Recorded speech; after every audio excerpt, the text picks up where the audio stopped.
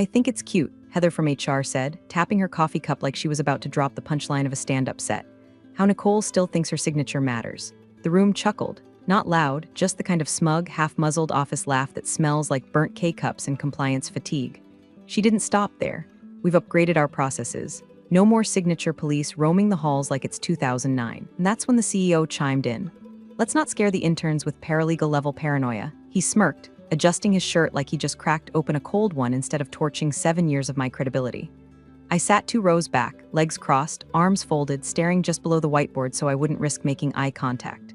My cheeks felt like microwaved ham, overcooked stiff, sweating through their casing.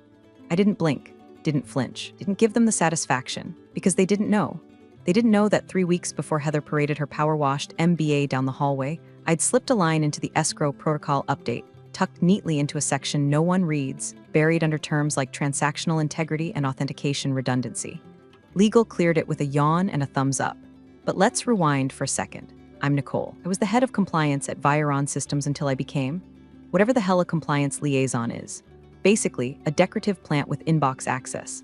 7 years of building airtight systems, redundancies, verifications, chains of custody that could survive a nuclear winter, and they shoved it all in a drawer the second Heather showed up with her process maps and pastel slide decks. And don't get me wrong, I'm not bitter about change. I'm bitter about arrogance. There's a difference. They thought they were streamlining. I knew they were skipping steps. And here's the thing, if you've made it this far, you're probably part of the 90% who listen without subscribing. That's fine, I'm not your mom. But if you tap that subscribe button and maybe throw a like while you're at it, it keeps our little storytelling rebellion alive. And it makes Heather from HR itch. Win-win. Anyway, back to the meeting. Heather pulled up a slide titled Legacy Workflows We No Longer Need.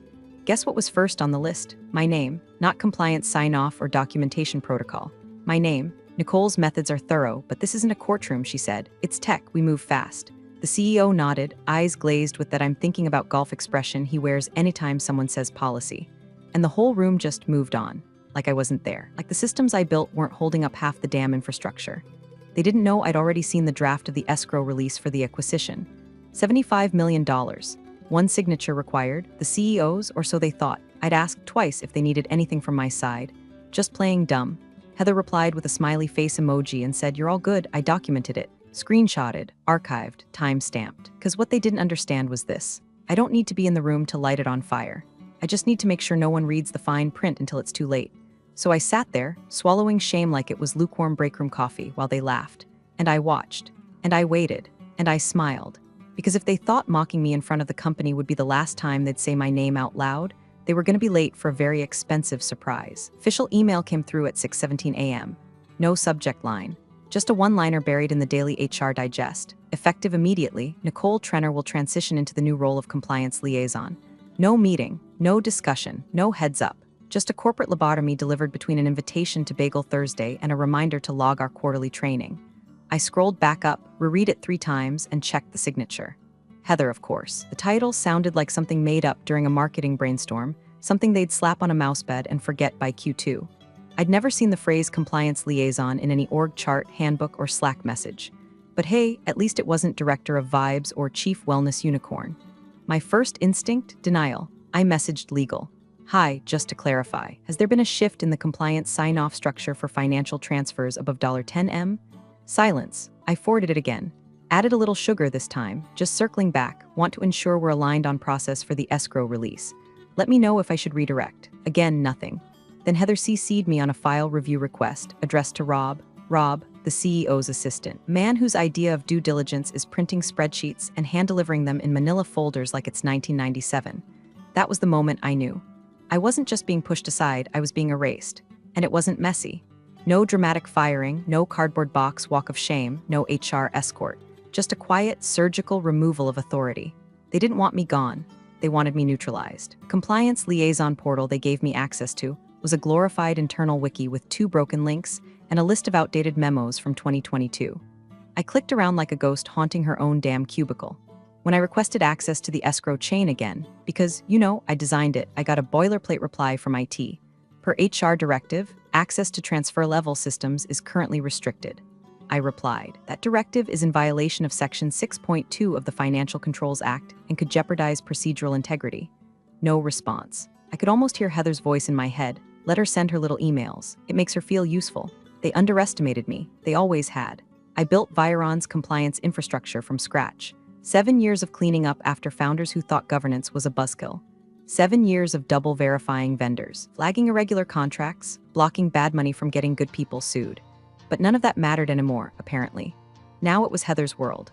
All Slack gifts and streamlined workflows and late-night wine-fueled brainstorms with the CEO about minimizing friction. Meanwhile, they were preparing for the biggest financial event in Viron's history, a $75 million acquisition.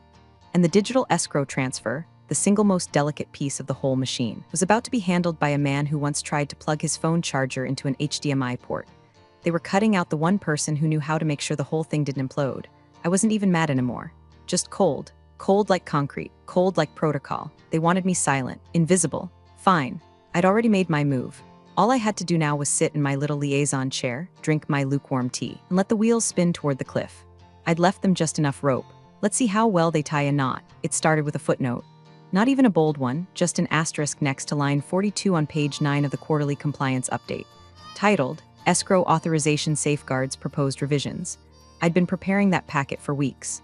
Every quarter, like clockwork, I bundled together all the tweaks, revisions, and risk flags from the prior 3 months and fed them through legal like vitamins through a toddler, hidden in the applesauce of bullet points and buzzwords. But this time I laced it. 1 clause, 1 sentence, 23 words. All monetary transfers exceeding $25 million USD shall require dual approval from the acting CEO and the original compliance officer on record. That was it. No fireworks, no dramatic power play, just a perfectly bland, unassuming policy tweak folded into a doc no one wanted to read. During a week no one was paying attention. Heather was off team building at a spa. The CEO was in San Diego pretending to care about our expansion partners. And legal, bless their overworked, under-caffeinated hearts, cleared it within 24 hours. Looks good, Nick. Appreciate your thoroughness, as always. I smiled at that. Thoroughness. That's what they used to call my paranoia before the new regime came in and decided speed was a virtue and signatures were a waste of pixels. I didn't do this for revenge. Not then. I did it because something in my gut told me this whole acquisition was moving too fast, with too many shortcuts, and not nearly enough brakes. And if I couldn't control the wheel anymore, I'd damn well make sure there was a kill switch. So I coded the clause into the approval architecture. Quietly, no alerts, no fanfare. Just a backend toggle on the escrow module that would reject any transfer over $25M unless both digital keys were present. Mine and his. No way around it, not without blowing the system's audit trail wide open. And the best part? My credentials as the originating officer were still valid, buried in the system metadata, untouched by my demotion because HR had only revoked visible access. They didn't know enough to dig deeper. They never do. I could have told someone, raised a flag, given a hint, but why? Why warn the people who treated me like a cautionary tale? Who laughed behind my back like I was some relic of a bygone era before Slack channels and buzzword bingo and culture fit meant more than competence? They wanted me small, forgettable, so I vanished. But not before leaving my fingerprint on the one lever no one thought to lock. It wasn't personal, it was protocol. Cold, precise, legal. The moment that clause cleared, I knew one day they'd reach for that money. Smiling, confident, champagne chilled. And the system would look them in the eye and say, where's hers? That's not revenge. That's insurance. The office got louder. That kind of false urgency buzz you hear in startups before IPO day, or when the CFO realizes the IRS actually does audit Delaware shells if you spell the state wrong. Phones buzzing, door hinges snapping, espresso machines working overtime like they're unionized. The $75 million acquisition had moved from whisper to whiteboard. You could feel the heat coming off it, everyone suddenly over-smiling, oversharing, wearing their nice shoes on a Tuesday. Even Rob, the CEO's assistant, had traded in his crumpled hoodie for a collar. That's how I knew things were getting serious. I kept my head down. Compliance liaison apparently meant sitting in on the fringes of meetings like a potted plant, just close enough to smell the panic, but never invited to speak. That week, the finance team started assembling the escrow release packet. I watched them through the glass wall of the war room, which was just a repurposed conference space where ideas went to suffocate under dry erase fumes. I asked nicely twice about the authorization path. Hey, just wanted to confirm, said to Jared from Treasury. For the release workflow, did legal sign off on a dual auth structure? Or are you still routing it through single credential access? He blinked like I asked him to name his own blood type. I think we're good, he mumbled, already turning back to his laptop. I emailed Heather. Per Q2 protocol revision, just checking if we're ensuring dual signatures on escrow transfers above $25M. Her reply came 11 minutes later. No worries, it's all handled by the CEO directly now. You don't need to be involved. Smiling face with smiling eyes, I stared at the emoji for a full minute. That passive-aggressive little egg yolk of a face. I replied, understood. Just ensuring we're not in violation of our updated compliance requirements. Let me know if you'd like me to send over the clause. No response. Again. At lunch, I overheard Heather talking to someone from sales. She still thinks she's part of this, she said. It's almost sad.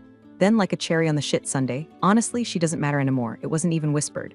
I went back to my desk. No theatrics, no confrontation. Just logged in, opened the compliance change log, and downloaded everything. Every approval chain, every timestamp, every legal sign-off. I exported the clause, full version, not the digest, and stored it in 3 separate places. An encrypted USB key, a private cloud folder, and a paper copy I printed and slid into a file labeled Office Plants Do Not Discard. They wanted me invisible. Fine, I'd be air, but air can suffocate. Every afternoon that week, I took my tea near the break room closest to the war room, just close enough to hear snippets. Escrow ID 346K signature hash mismatch ETA on compliance approval. They didn't even realize they were missing a piece. The CEO kept stomping through the halls like a man who'd already cashed the check in his head. I watched him clap Rob on the back one morning and say, "We're gonna be legends, kid." Rob laughed like a golden retriever in a necktie. The deal was moving. The machine was spinning. But every machine has a fuse, and I had already lit mine. The building was mostly dark by 7:45 p.m., just the hum of the server room down the hall and the flicker of motion sensors catching ghosts. I sat alone in my corner pod, the fluorescent light above me twitching like it had a nervous tick, casting little Morse code warnings across my keyboard. Everyone else had cleared out hours ago. Heather had left around 4 with her usual chirp, "Let's crush tomorrow, team," and a tote bag full of empty optimism. The CEO had his usual Thursday night off-site dinner with a guy named Brent from the investor group. I assume they spent it high-fiving over Wagyu sliders and forgetting how compliance works. I was exactly where I wanted to be, logged into the back-end dashboard, watching, waiting. The escrow release system, Escrow SysV 2.3, if you want to get nerdy, was being prepped for deployment. Could tell by the traffic logs, the IP pings, and the refresh rate on the approval queue. Someone from IT was doing final sanitation checks. Finance had already staged the packet. Rob's credentials were queued, and still not one ping to me. No one noticed the red warning buried halfway down the protocol screen. Warning, auth 002/ missing required signature. Originating compliance officer. That message, it wouldn't trigger an alarm. Not right away. Not unless someone actually clicked into the log and traced the audit trail. It was just a breadcrumb. But tomorrow, when they pressed release funds and it bounced back like a bad check, that breadcrumb would become a crater. I hovered over the access panel, watching the timestamp inch closer to 8 p.m. I could have stopped it. I could have flagged the issue again, sent a final email, posted a Slack reminder. What's the point of screaming when you're in a soundproof box no one's listening to? Instead, I opened the reporting module and queued a scheduled drop. 1 automatic compliance report. Full audit history. Full legal approval. Full clause documentation, complete with metadata signatures. Scheduled to land in the inboxes of legal, finance, the CEO, and just for poetic symmetry, Heather, at exactly 9:01 a.m. That way, it'd have 1 minute to feel smug before the floor dropped. I logged out, removed my ID badge, and laid it neatly next to the office ficus, still labeled Nicole's plant, do not water. Then I stood for a moment in the center of that quiet room, breathing in the dust and data, the ghost of 1,000 overlooked policies that held this place together long after the C-suite stopped pretending to care.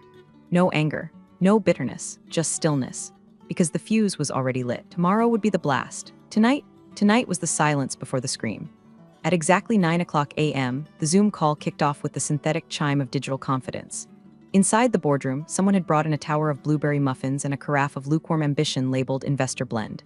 Heather was mid-laugh when the CEO clapped his hands and declared, "Let's get this party started." The lead investor, Malcolm Crane, mid-60s, gray-templed, glacier-eyed, appeared on-screen with 2 younger analysts flanking him like silent bouncers. "Thanks for making time," the CEO said, voice syrupy with charm. "We're thrilled to finalize this morning. Viron's ready to move forward with full transparency and maturity, and we know this is the beginning of something special." Heather nodded along, already holding her pastry like it was a mic. "Everyone's been incredible. The team's just dialed in, especially on compliance. It's really a new." I wasn't in the room. No one expected me to be. I was sitting across the street in a grimy coffee shop that didn't even bother frothing the milk, stirring a tea bag like it owed me rent. I'd left my laptop open, headphones in, tuned into the meeting through the company-wide stream meant for optional observers. Optional, that's what they'd called me. In the boardroom, finance had lined up the digital packet. Rob had clicked the final confirmation at 8:57. Everything was queued, $75 million ready to move. The CEO leaned back, beaming, "We've already staged the transfer, just waiting for green light on your end, Malcolm." The analysts tapped on keyboards. Malcolm adjusted his glasses. Silence for 2 seconds, then 3. One analyst frowned, scrolling through something off-screen. Malcolm's voice came low and flat. I see the CEO's signature on the escrow packet, but where's hers? The room blinked. Sorry. CEO asked too fast. Malcolm didn't blink. Nicole Trenner, your originating compliance officer. The clause in your Q2 compliance update requires her signature for any escrow release above $25 million. I only see one. Pulse shift. Muffins stopped mid-bite. Heather looked up like someone had just slapped her with a PDF. I think that's outdated, she said quickly. Nicole's not part of that process anymore. Malcolm turned to his analyst. Show me the metadata. A click. A pause. Then the younger man spoke. Clause is valid, signed by legal, dated 7 weeks ago, embedded in the approved policy framework and still in effect. The CEO's mouth opened, but no sound came out. Malcolm leaned forward just a fraction. Your systems show one signature. This requires two. If that's not resolved, the funds don't move. 9:02 a.m., right on schedule, across the street. Compliance report auto-deployed. A digital time bomb disguised as protocol. The blast radius just starting to spread. And back in that boardroom, every eye turned to the CEO. Every nerve, every smile, every illusion of control gone. Frozen, dead center in the crater. Legal hit the table like a dropped casserole. Elise from corporate counsel came in mid-scroll, laptop still tethered to its charger, hair half-tied in a panic knot that screamed. I was not invited to this fire, but now I'm the extinguisher. Heather practically flung her phone at her. There's gotta be a mistake. Nicole doesn't even work in compliance anymore. Elise didn't answer, just typed like her fingers were chasing a train. She pulled up the compliance archive, flipped through the Q2 update and stopped cold. On the screen, Section 4.2, the escrow release protocols. Revised, all monetary transfers exceeding $25 million USD shall require dual authorization from the acting CEO and the originating compliance officer on record at the time of process initiation. Elise looked up. This went through, fully approved, legal signed off, timestamp matches, it's active, but Nicole was reassigned. The CEO barked, his voice cracking like a cheap laminate desk. She was removed from that role weeks ago. Elise didn't blink. She submitted this before her reassignment. And per metadata logs, her credential remains listed as the originating officer for this specific transaction stream. Unless someone formally amended the policy or reassigned the credential chain, she stopped. Looked at Heather. Did anyone file the reassignment with systems compliance? Heather opened her mouth, then shut it because the answer was no. It changed her title, not the wiring underneath. They'd painted over the lock without changing the key. The investor's analyst cleared his throat. Would you like me to read it aloud? Malcolm gestured. Please do. The analyst, calm as a surgeon, read each word like a eulogy. All transfers exceeding $25M require dual authorization from the acting CEO and the originating compliance officer. Originating compliance officer, Nicole Trenner. The room went stone quiet. You could hear someone's phone vibrate on the table. Heather muttered, but she doesn't have system access. She doesn't need it, Elise said. Her credential is embedded at the policy level. It's hard-coded. The system needs her digital signature, not her login. Rob looked like he might cry. He kept mouthing something silently. Malcolm leaned back. So this transaction has been initiated without valid compliance. Is that what I'm hearing? Lise nodded once. Correct. Then we're not moving a single cent. Heather turned pale, blinking at the muffins like they might offer legal advice. The CEO's face sagged, colorless like a man watching his own obituary scroll across the screen. Across the street, I stirred my tea, didn't smile, didn't flinch. Just watched the slow-motion car crash unfold with the serenity of a surgeon who knew exactly where to cut. They erased me from the org chart, but they forgot I wrote the damn blueprint. Now they were scrambling over protocol they never bothered to understand. And I just sat back and let the ink dry. The room cracked open at the seams. Not with noise, but with the absence of it. The kind of hush that falls right after someone accidentally hits reply all on a termination memo or discovers a folder labeled "Do Not Open" during a forensic audit. The CEO tried to salvage it. Let's not get bogged down in semantics, he said, forcing a chuckle that landed like a wet sock on a tile floor. We're happy to correct the oversight. Rob, resend the packet. We'll just Malcolm raised one hand. Not high, not dramatic, just enough to cut the air like a scalpel. We don't override compliance protocols, he said flatly. Especially not on transactions of this magnitude. We're not cowboys, gentlemen, we're fiduciaries. Rob looked like he wanted to crawl under the conference table and never return.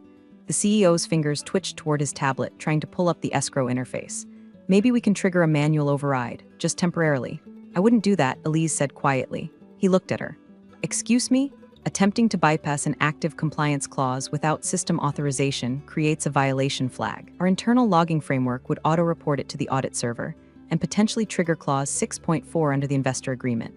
Clause 6.4, the one that allowed Malcolm's firm to freeze not just the deal, but the entire funding line if any fraud-adjacent behavior was detected. The CEO's face went blank. Heather piped up, too fast, too shrill. We might have an exemption on file. Some kind of legacy override for outdated roles. I remember seeing a memo, maybe from facilities. Even Rob flinched at that. A memo from facilities? Malcolm repeated like she just said the protocol was buried in a box of Cheerios. Heather adjusted her chair, or maybe IT. Or, we had an intern rotating through policy the week of that update. He may have reviewed it. Reviewed what exactly? The analyst asked, already typing. Heather blinked. Just general things. IT finally joined the call. Lisa from Systems, voice like a crowbar. We've reviewed the compliance logs. And Malcolm asked. The clause is valid. It was committed on April 18th, logged into the policy engine with full legal sign-off and pushed to the live approval chain before Nicole's role change. No one modified the credential mapping, and her authority remains embedded in the active protocol. Her digital key is required to unlock the transfer. Can we override? The CEO snapped. Lisa didn't hesitate, not without triggering a non-compliance audit. Silence again. You could practically hear Heather's career wheezing its last breath through the pastry crumbs on the table. I don't understand, she muttered. She doesn't even work here anymore. Malcolm tilted his head. Seems she worked here just long enough to do your job for you. Elise closed her laptop like a coffin lid. Across the street, I scrolled through my inbox, watching the post-blast wave ripple outward. Dozens of messages. Can you clarify? Did you mean urgent? Call me? I didn't reply. They'd built a machine without reading the manual, and now it had locked itself. I sipped my tea, the taste of quiet vindication. Let them sweat, let them scramble, because there's no smugness like the kind that collapses under its own weight. No silence louder than when a $75 million deal goes ice cold because the woman they thought was just a formality rewrote the rules before she left the building. Malcolm didn't raise his voice. He didn't have to. He leaned in ever so slightly toward the mic, eyes calm, tone clinical, like a man confirming the time of death on a watch that never stopped ticking. About the $75 million escrow transfer scheduled for 9 a.m., the room froze. Malcolm glanced at his watch, a Rolex probably older than Rob's career. It's 9:02, he continued. It needed 2 approvals, a pause, heavy enough to make the HVAC system sound like a freight train. I see the CEO's, Malcolm said. Where's hers? 3 words, where's hers? Heather stopped breathing.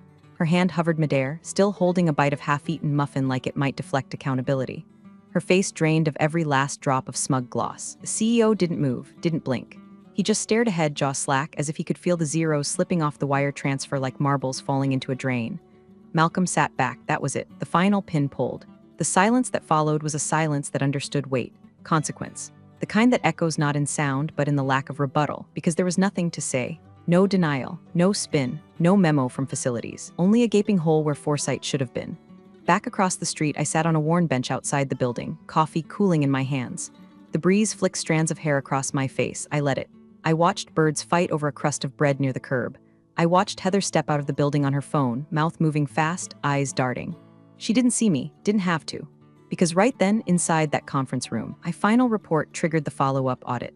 A quiet compliance alert. Automatic, timed, immutable. It would call for a full review of all recent financial authorizations and clause modifications. It would flag everything. And it would start not with the CEO, not with Heather, but with me, the ghost in their system. The name they laughed at, deleted from the directory, joked about over lunch. And yet, still embedded, still required, still holding the key. They didn't fire me, they didn't demote me. They tried to erase me. But erasing only works if the paper doesn't remember who wrote the first draft. I took a sip of my coffee. It had gone cold, but it tasted just fine. Big thanks for watching, you sneaky seniors. Subscribe to keep the coffee pot brewing revenge. Your ex-colleagues won't know what hit 'em.